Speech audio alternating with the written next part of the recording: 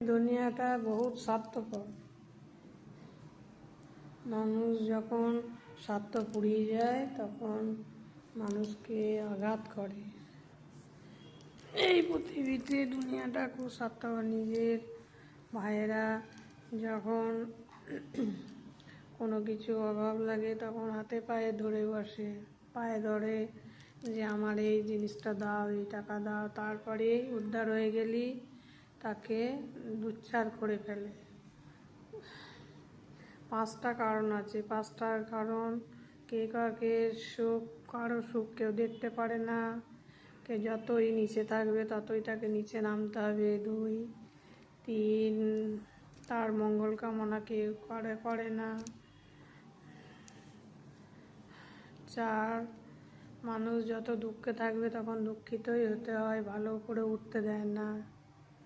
5 হচ্ছে নিজেরা সর্বে সর্বা ভাবে, তাই।